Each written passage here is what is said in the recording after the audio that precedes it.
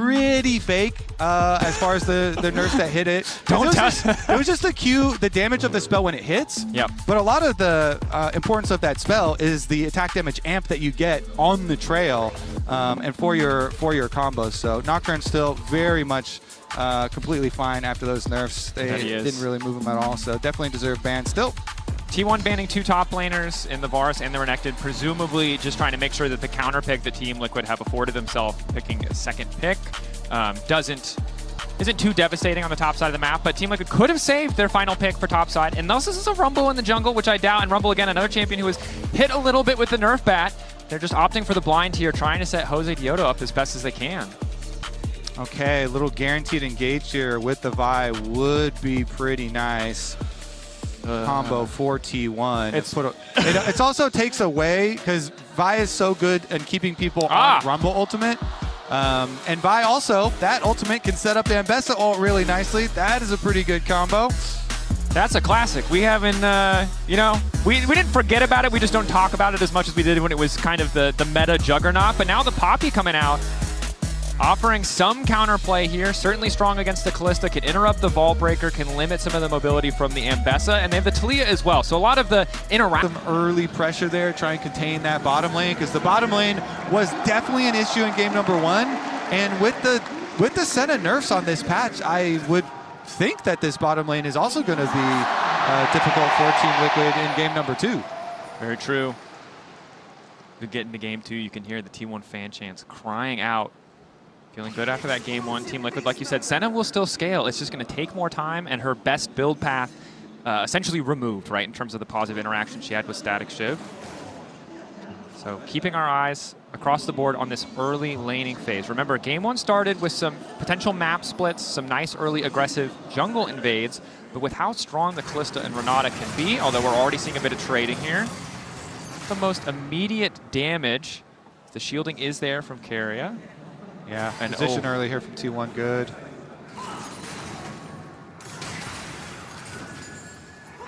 I mean, you just can't walk up. I feel like you're going to stack souls so slowly anyway, and then also with the percent being dropped down to 5% from 10. All right, we'll see. We'll keep track of it. I think correctly so, the observers are focused on the bottom side. Yeah, they're ready. They know. And at least as you can see on the mini-map, Team Liquid do have Poppy pathing down to that lane, whereas T1 have Owner pathing up towards the top side of the map, and Team Liquid will be seeing that as well with the Vision Ward here. However, T1, they had their ward first, so that ward saw the ward that was placed by Team Liquid, so Owner knows that he is on Vision right now, and they are tracking. And if you're wondering why Poppy is getting picked, of course, on this patch, she did get the monster damage cap on her Q, percentage max health. The overall damage just upticked a bit, so her clear speed is going to be a little bit faster, help her hopefully match or at least outmatch the Vi. Vi would be pretty content, Owner would be pretty content just to farm to 6, but we know Jose can get a little bit more active, especially when he has the Stormranger Surge. Nice hook going in for core. Immediate response with the handshake to just disengage there, but T1's bottom lane, full control here over the 2v2, but the appropriate level of caution, I think, for Yon and Core. And that was a full 6 CS lead already, like a full wave lead for the T1 bottom lane, keeping that pressure up. Again, we'll see about jungles heading down there, because right about now, Jose finished up his blue, and then he'll be done with his clear. Quit popping the Ghost. For a little bit more damage. Ooh, forces the flash out from Faker. And it's what we wanted to see in game 1 in the matchup between Orianna and Akali, but getting it here certainly is good as well. Jose Diodo, not the easiest wall angles or setups in mid lane, but maybe can force that advantage, generate something greater for the side of TL. Another hook, quick trade. Guardian there though, another sum that was changed. They hoped it would buff the ranged or the melee champions. It certainly will, but Keria is still happy to make use. Meanwhile, Jose was thinking about a look here towards Faker, but Faker going to back off to a pretty safe area. Canceling the recall, I mean, still has a little bit of time there to work for second clear respawn, so probably not going to inhibit him too much. Meanwhile, Keria does clear out the Vision here preemptively for Owner. And Observers, shout out to Observers, by the way. They are teasing us with Fog of War and have been for these first 2 games. Is there someone in the bush, Observers? Yes, there is! Owner taking his sweet time to walk in, making sure they can initially tank. Yawn still surviving for an extra moment. Reset now coming in. They need to get that kill so Carrier can live. They make it happen, but the damage from the tower is still enough as it's heated up. 1-for-1 on the bottom side, but Quid. the AD carry down. Quid has to make the difference. Owner on the retreat. Core trying to keep him locked down as Pays is able to retreat. It looks like Owner now set to fall. Dashing through, giving the kill over to Core just to deny Quid that gold. Okay. Yeah, Quid actually had loved to get that last hit. Here we see the top side though moving down. Doran, 200 HP, is going to back right off, but they go for another dive. You know, they clear the vision for Owner and send it on in there, but that also uses a lot of jungle time. And because of that being revealed there, Jose comes in. Jose is able to take away the Gromp, it looks like, but not the Wolves. Owner is back. Faker already has push in mid lane. You can see a TP top lane though, so Jose Diodo knows as much as he was first, he is the one who has to back away. Or never mind, because it was a clear from bottom up to top, so the Gromp wasn't there. So no thievery at all by Jose during the response time. The vision, nice to have, but because they spotted him in the jungle, T1 could be relatively sure that there is a bit of vision laid down there as the battle over the control wards. Both Faker and Quid going to take that information away. We look back at this bottom side play, T1 mostly making it work. Okay, so they do. Carry is the one tanking over here, and Core says, okay, I'm going to make sure you pay for this with your life. Even though he did get the bailout, the other tower shot was still there. So good heads-up play from Core there to go flash and get the root to make sure that at least they were going to get that carry kill. And then, because Quid moved down, Owner's like, okay, fine, I'll run away from this Talia, use my little Q to make sure Talia can't get in range. And so I'll at least give this gold over to the Nautilus rather than to the Talia. And you can see the faces on the coaching staff there. As much as we're talking about the silver lining of that cloud, it's still a cloud, it's still difficult, right? Yawn not able to stick around in that bottom lane, falling wildly far behind in terms of overall CS. Is Quid now rooted up. They force out the Unraveled Earth, but they're not going to stick around for anything else, hoping to convert this into a play onto Jose Diodo. Quid here too. A lot of free damage picked up early on, but the flash forward from Carrier, handshake back. They know Yawn has no flash and no way to get out. Ripping the Ren stacks out of his back as Team Liquid will at least get one in return, but it's a solo kill. Morgan on the top side. The tower heating up, but not enough to finish. A double in the bot for Pays as they're on the chase. The flash forward. Jose Diodo to body block. Quid looking to make his way out. Flick back is good onto Carrier. Handshake there, but the bailout is not. Jose Diodo needs to retreat. Flash away right as he gets the Storm Raider's surge. The additional movement speed taking him away. Team Liquid fighting fire with fire. Biggest, scariest thing is going to be Pays on the map with 3 kills in Callista here. That is terrifying. However, Lord Morgan getting the solo bolo up on the top side is also pretty impactful. He was the lone gold leader for a while in the previous game for Team Liquid, and now he's setting himself up for success there. With a very nice little move on the Rumble, invested the flash and the ultimate to do so, and he's used that money to get, you know, his steel caps, and we'll see if he can have an impact in the team fights on the bottom half of the map. They will need something to kill. Wait a second. Oh no. Oh, that's not good. Oh god. Cut the tape.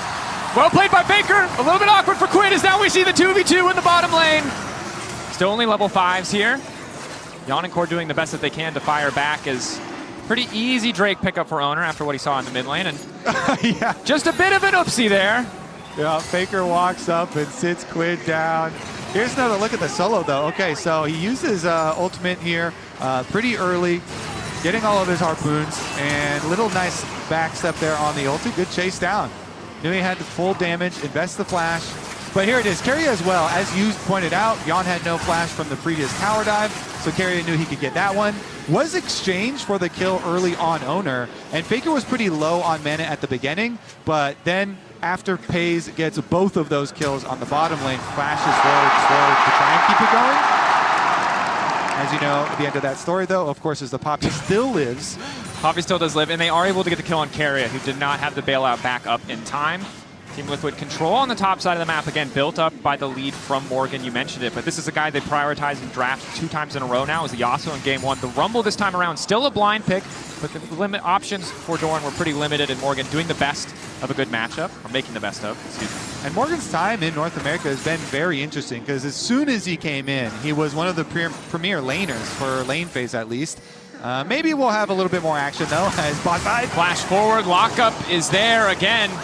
They know the summoners not available makes the kill so easy for the side of T1. The power of that Vi, a little bit quieter pre-level 6, but post-level 6, just reliable CC setup. Yeah, good invade, and Faker is not hesitating. He's not messing around this game. Flashes in, roots him up. They get the kill and the blue with this takeaway. Now like Faker can roam top too. He's able to roam. He pushes mid wave, and now he wants to transfer his pressure. Game 1, it was Carrier moving across the map. This time around, it is Faker. Easy lockdown there. Dorn immediately going to respond on a CC target with an ulti just to secure the kill. Morgan, that top lane lead will start to fall away as he uses the equalizer to stop any counter push. Bot lane though, knockup is there. Immediate ulti coming in from Yon. Jose Dioto on the chase, but Owner is here as well. Looking to come in. Pays locked up for a brief moment. Ulti from Carrier going the wrong direction, but it might not work out. Pays still holding on for a little bit too long. They can't get a kill back. Core, the only one to fall. Pays sub 100 HP. They're desperate to get anything. Wall in from Quid. Isolating Pays. Gets the shutdown in the meantime, and now it's Carrier who might be in trouble. Owner trying to clear as much as possible. Quid lurking in the darkness, hoping to lay down another minefield to flick Carrier back into his waiting arms. But Team Liquid spending a lot of time, and it's Faker on the way. Faker in the fog of war, the unseen threat. No Realm Warp, but the warning, the Scryer's Bloom, signs the cue for Team Liquid. They need to get out.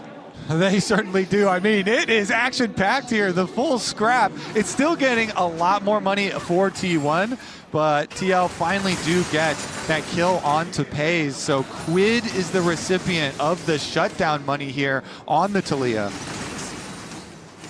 Be good. Pays the 1.5k individual goals lead. First item already completed. We take a look back at the start of this fight.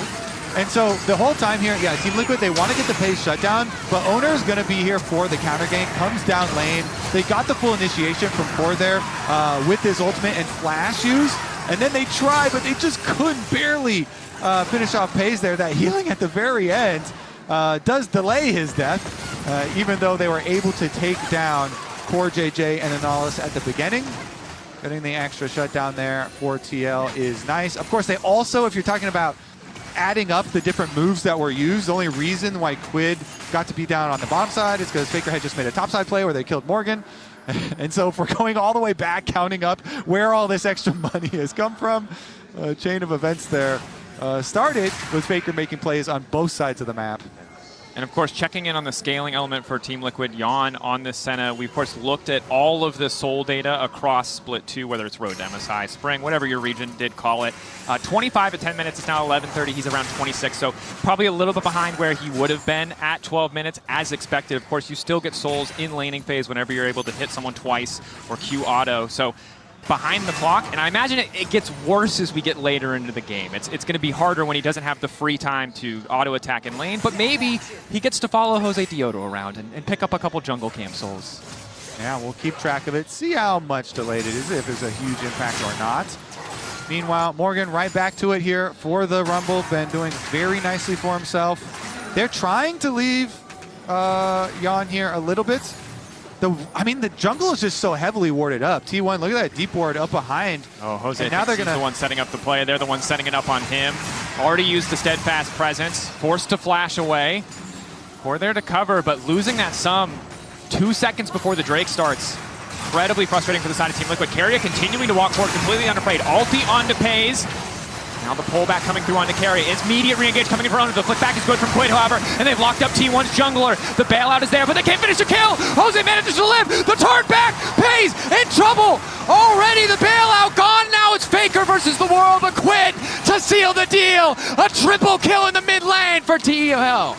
Welcome to the circus, indeed. Morgan actually arrives late. Okay, it would have been best if Morgan actually didn't teleport down there and he went back to the top side, because now Ambessa's actually going to get free tower money. But still, look at this. So Team Liquid, they're on the wraparound. They know that T1 are going to continue for this, and so they set up for it. Yon hits the root into Core JJ, going for the engage, and even with the three-person ulti there from Carrier, because Quid has a really good spot to try and burst down Owner. Look at the difference in HP. Jose is so low. The Rend barely does not kill him and does not give the bailout for Owner, which meant that they're able to get the early kill, and they have the presence there to move up on Pays. Triple for Quid.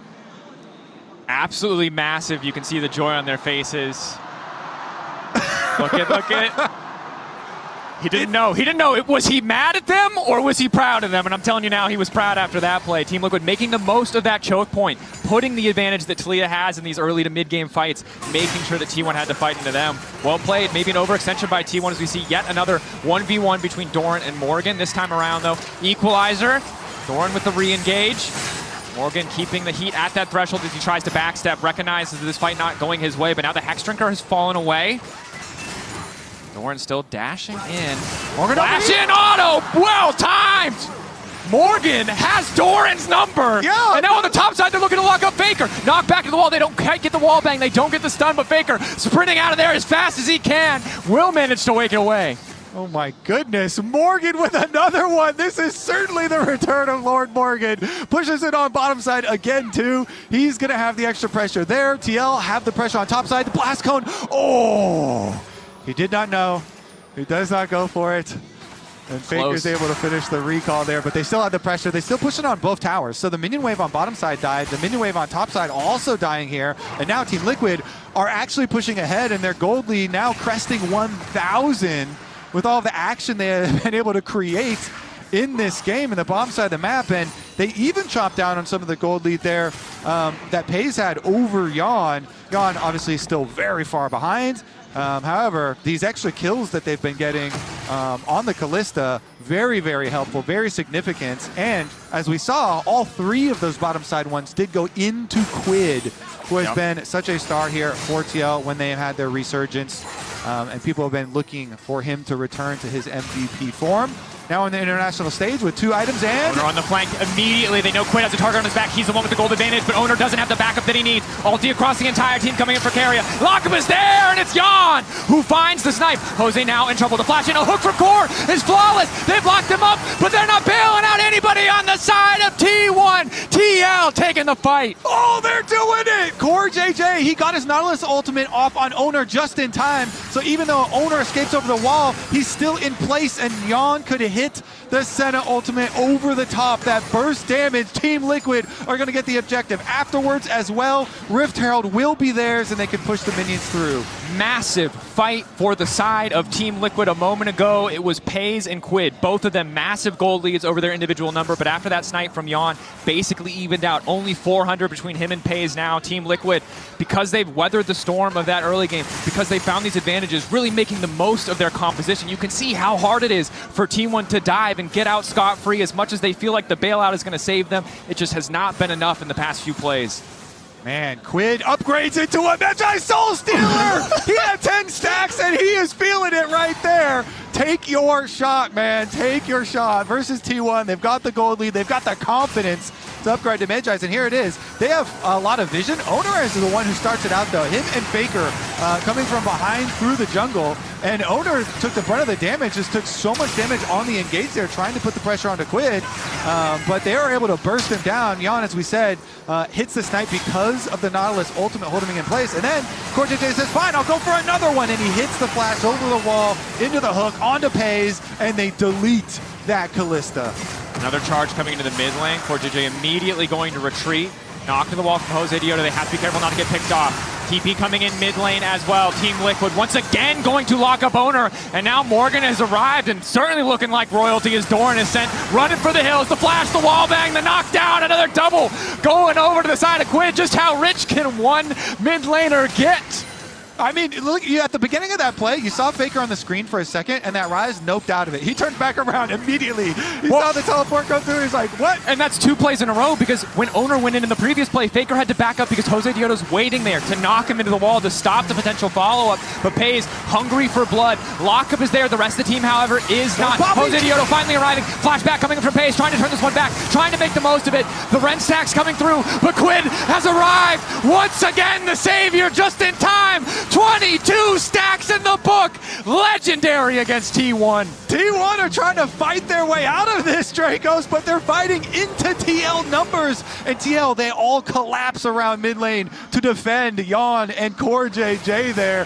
Faker stayed on the top side. He was trying to split push, trying to get the tower, while the rest of the team is just sending it. And you can see in the Coinbase gold grind, all that money from minions, pretty nice, but it's the kill gold that we're checking out on the side of Quid. Almost 3K picking off members of T1 left and right. And this is a hard game now to play for T1 because we can see how they set up picks, but we also see the TLAW and the Poppy who make all those dashes so difficult to use. Hey, any NA fans that were thinking about going to sleep after that game number 1, now you got to stay up. Quinn's going to make himself a statue for style points after he pops the Scryer. You're staying awake and you're getting a noise complaint from at least 2 of your neighbors if you really believe in this. Dude, that was actually an arm guard too. It's not even a full Zonius yet. He broke his arm guard for that. That is true style right there. There you go. Commitment. A little bit of flair. Just like the Medjais, though, we're going to have to see what happened in this game to decide if it was genius, if it was flair, or if it was a big ol' oopsie. I mean, that's what nervous excitement looks like. That's kind of what our coach cams were also, where they were very nervous to be excited. Faker now in the side lane, will roam up away, does escape no problem for himself. But for the TL side, after game number 1, Jan must have been feeling really down.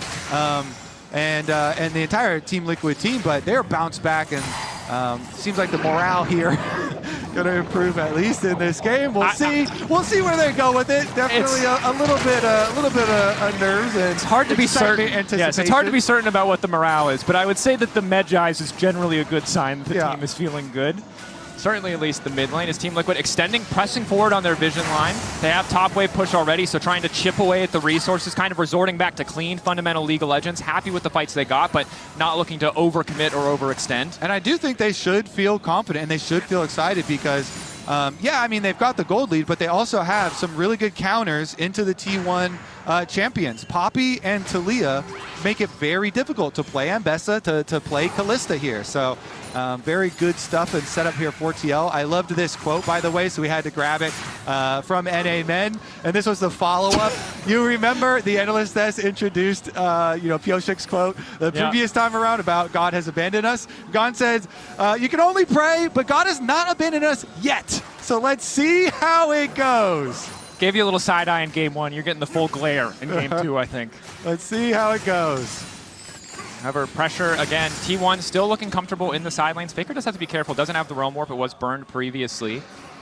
But for TL, Senna not the best at taking down the Baron. Rumble certainly does do good damage, so really want to be in a more advantageous position. But it's only 21 minutes. We've been playing at such a breakneck pace, and honestly, both these games flash in. Lock up there. Faker in the area. Well, the book is looking a little silly now. Shut down.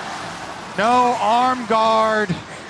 That's the price to pay for style, I guess. It is the price to pay. And now he can upgrade it to his own. Yes.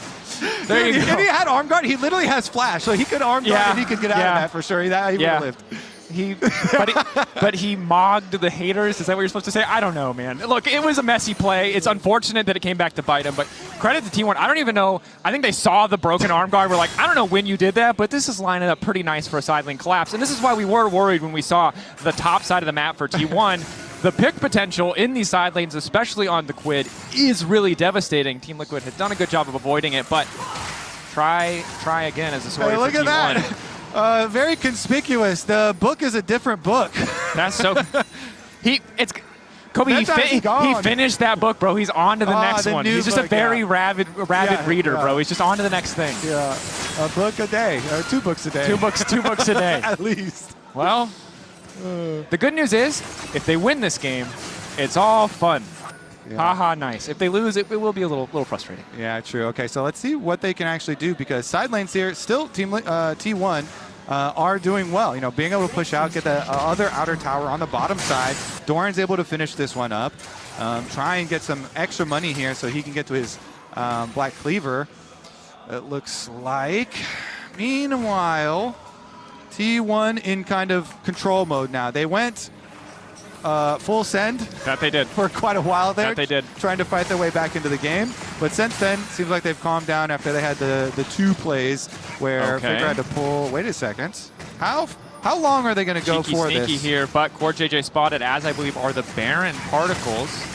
Trying to force T1 to respond at the very least. We'll see if Team Liquid want to full commit. All 5 members of T1 are in the area.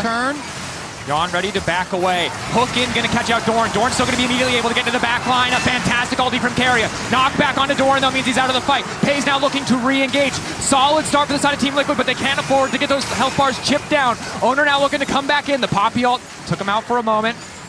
The Team Liquid holding on, 1-for-1 the trade. Yeah, good 1-0. focus there. They go for the turn on this Baron. They don't do it super quick, so you just get the damage on it. And then you saw the camera follow the Nautilus and the bottom side engage for TL, but you called it out. The Poppy ultimate from Jose does turn the numbers there so that when Doran goes in, they don't have the follow-up from the rest of T1. They are split. Now, though, they're separated because Dragon's getting taken by Team Liquid, so they're trying to get this whole point. T1 are not rushing the Baron, though. They're kind of baiting it with their vision. Be very careful with that brush. You can see Jose Diodo setting up with the Dragon. Team Liquid, though, good. They recognized immediately how quickly T1 could take this and shifted their resources away. Okay, now the delayed start. Interesting, because they killed the control ward. TL, oh no, Core finishes his recall there. They're actually going to burn it down quickly. They've got a Kalista, man. Smite coming back up. There's just no way. There should be no way to steal this. The Kalista's not even hitting it. That's waiting, why. Taking their time. That's going to be Baron to the side of T1. Incredible mind games. Linger just long enough to force a couple members of Team Liquid, wait for the recalls to come through, which they didn't even have 100% perfect information on, and then immediately start the objective. Team Liquid going to be kicking themselves after that one. They do get the Drake. They are on Soul Point, but giving up Baron is pretty devastating. I want to see... they must have had vision. They must have known that T1 gave them vision of Pays recalling or something, I presume. It is...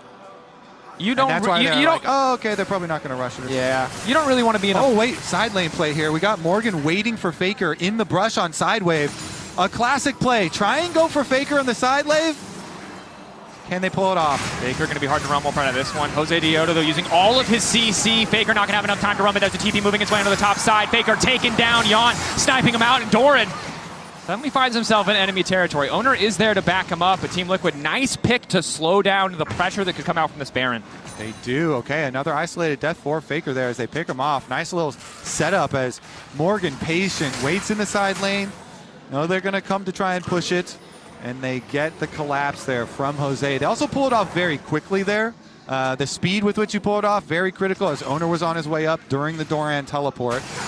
And Team Liquid are able to get the job done before the reinforcements arrive. But the Baron being taken by T1 does a lot for them as far as prolonging this stage. That it does. With that buff, though, Team Liquid going to kind of calm down for a little bit. They're going to wait for it to wear off. Team Liquid, of course, do have to play the next couple of minutes very carefully. 3 minutes, Soul, that is probably the major objective that they are looking to take.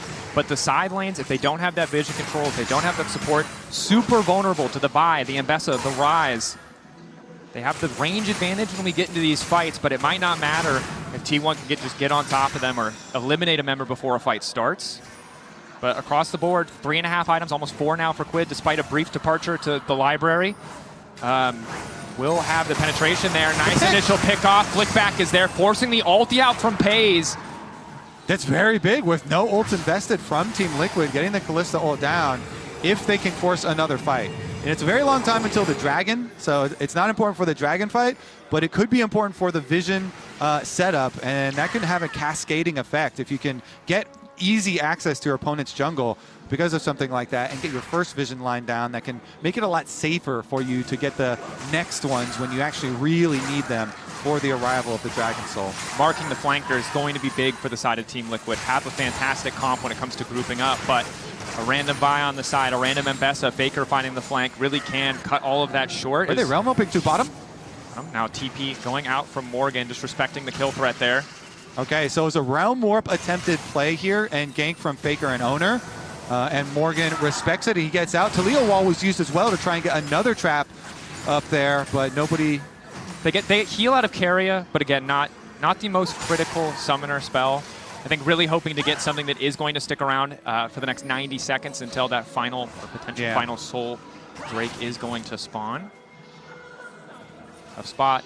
Again, checking in. Faker, still no flash. Will be big for the fight to come. Carriers will be up in time, it looks like. And other than Morgan, everyone on the side of Team Liquid has access to those critical summoner spells, and you can see a lot of defensive utility from Core. Has that buffed Night Spell, has the Locket to try to stop any of that upfront damage from kind of some of the lethal combos that T1 can assemble with that Mbessa Vi. Okay, very critical here. Again, the vision setup for Dragon Soul. These two brush right here towards mid lane, and then this one, this curve one towards the river, are hugely beneficial for those fights. So Jose going to defend these two. with the control wards from Team Liquid still existing here. 37 seconds on the approach. Morgan doesn't have teleport. Doran's will be up much quicker. Yeah, good pressure play coming in here. It looks like Doran's will be available just in time, so hoping to threaten at multiple points just to stop Team Liquid from getting the full group up that they're looking for. It's also T1 who have first push in the bottom side of the map, so Team Liquid going to have to play through the mid lane. T1 most likely playing through the bottom lane. As you highlighted, it's a battle for vision. If anyone oversteps or missteps on the side of Team Liquid, though, excellent collapse going angle. Pretty deep here. Fine. Looks like no further punishment. Well highlighted by our observers, though, that there's very little vision for T1 in terms of deep vision. They have control over their own jungle, but not over Team Liquid, so not 100% sure where Team Liquid are. Now you can see them starting. Okay, Cortez in the brush. He's the one to start out so many of these fights. Fighting in this choke against Carrier can be dangerous against that hostile takeover. Diodo lingering. They see the Vault Breaker getting charged up. Maybe an angle of attack. Root onto Carry. A big flick back and a connect as well, forcing the immediate ult out from Pays, but it's going to be Faker him instantly into the back line. No, opts not to take it. Instead, it's the turn for the equalizer. Or flash from Carrier. Drake down in the favor of T1, and it's Pays untouched on the back line until Core finds the hook. But the McHale's is there in the nick of time to keep things in their favor. Quid still standing, but everybody else in the back line falling. Quid has to run for his life. Dragon down. TL lose 2 in exchange for 1. T1 clutch it there. They get the smite onto Dragon. Jose was there. They were trying to go for it with the burst as well. They get the smite on the Dragon, and then they also get the team fight. So, as you said, they get the pick on a carrier, but he just uses it as a Kalista ultimate. They go for the Realm War plus Kalista ult. Then look at this. By the Dragon, 2.5k, Owner's there, Jose is there. He gets the Q down, so close on the Dragon, and Owner's able to hit the smite. Then on the re-engage here, Morgan gets burst down. He gets killed right out of his own guess, even with the flash going through. They get the shutdown there. 1 for Pays and 1 for Faker. And T1, they clutched it when necessary. Now back onto the Dragon. TL, they're trying to run there. Jose Diodo hoping to find a steal. He found so many in the domestic season. 5k, getting lower, 3k, but the Kalista's there. There should just be no way. Dorn might be sacrificed. Quid off to the side for now. Steadfast presence. Equalizer across the team. 1 gonna fall. Owner drops in the end. Faker trying to hold on for Dialectocerapus is there, but he's been marked up and knocked up by Core JJ. Morgan there to secure the kill. Double now over to Giannis. Carrier is forced to run for his life. Can they get there in time? If they check the correct brush, no, they don't know. Okay, so they only got 2 kills, 2 of the Baron buffs off. Carrier should be fine and out right now. I don't know what these... Oh, he wants a play. They're gonna make another play, a repeat. TL still have members here in the area, though. Moving in, Jose Diodo, locked up. Ulti back onto Pays, now hoping to find Dorn. They instead are just going to back away. I think the right call. Are they going to catch? Immediate recall coming in. Woo! Antsy here on the extra plays being made. I like it with the vision denial, but nobody going to go down afterwards, too. If the slow from Rumble connects, you know they full send it. They go for the angle. Wow, what a game, Dracos. And we're gonna have another attempted Dragon Soul. It felt like we just had the previous one. It's only 2 minutes 40 seconds left here until the next one comes up. Yeah, but T1 have the Baron for the rest of that meantime, and we'll see what they can get with it. And here, of course, you're reminded of the power of the Kalista. Not really much they could do to secure, but they do manage to get the exit kills. Yeah, they're trying desperately right now just to extend the play. And so Doran, they get his flash. That might be critical for that next Dragon Soul. And they got the kill onto Owner plus Faker. So, yes, T1 got the Baron. But 2 kills, and maybe those flashes will be important for the Dragon Soul fight. Because with that Baron, it's not like you cracked the base or anything. T1 are not going to... get fully inside the TL base or anything, but it is nice because it funds stuff like the Guardian Angel for Owner. Pays has been on his 4-item spike here too with his Jack Show, getting more tanky on the Kalista. And you can see how close this game has gotten, right? Team Liquid holding on to a pretty solid gold lead. The first Baron shifting it slightly in T1's favor, and now getting close to evening things out. 1.3k, 33 minutes in, just isn't that large. T1 not far enough ahead to really press any further on these side lanes. Know that the main objective they have to be looking at is Soul for Team Liquid in 1 minute and 30 seconds. Summoner spells, item completions, always crucial. And for the Summoners, Owner, Doran, close to having their flashes available, Pays as well, but not sure on the exact timing. If they don't have it at the start of fight and Team Liquid can pounce, that would be a massive edge.